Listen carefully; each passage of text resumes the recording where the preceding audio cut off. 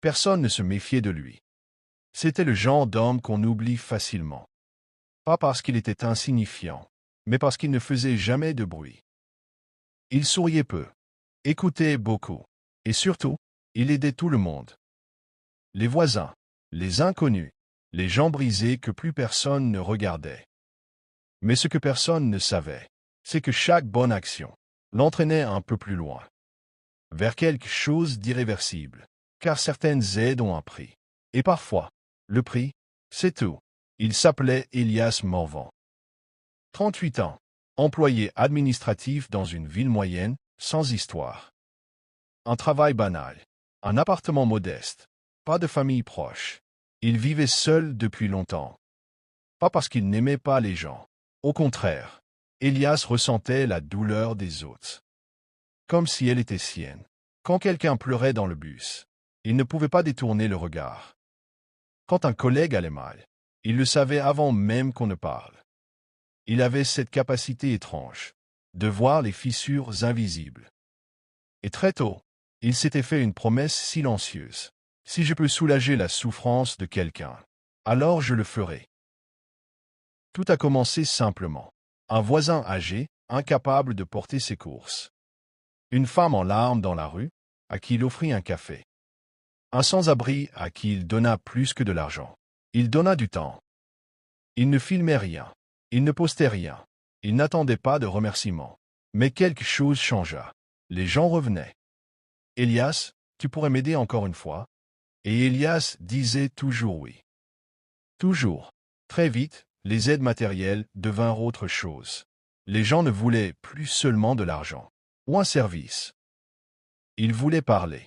Des secrets, des fautes, des pensées qu'il n'osait dire à personne.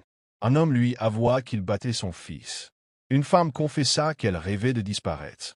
Un adolescent lui dit qu'il pensait à tuer quelqu'un. Mais la nuit, il ne dormait plus. Il portait désormais les fautes de tous les autres. Un soir, quelqu'un frappa à sa porte. Une femme qu'il avait aidée des mois plus tôt. Le visage fermé, la voix tremblante. « J'ai fait quelque chose de grave, et j'ai besoin que tu m'aides. » Elle lui expliqua. Un accident, une mort, un mensonge à construire. Elias comprit immédiatement.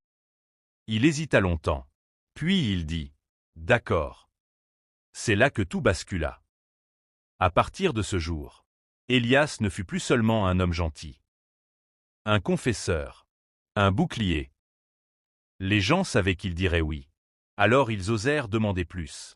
Falsifier un document, mentir à la police, cacher quelqu'un.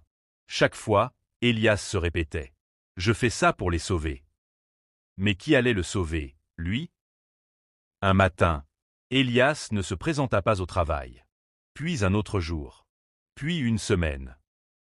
Son appartement était vide, mais parfaitement rangé. Sauf un détail. Un carnet, posé sur la table. Des pages entières de noms. J'ai aidé. Je n'ai pas eu le choix. Pardonne-moi. L'enquête révéla l'impensable. Elias avait couvert des crimes, empêché des arrestations, détruit des preuves, non par avidité, non par méchanceté, mais par compassion.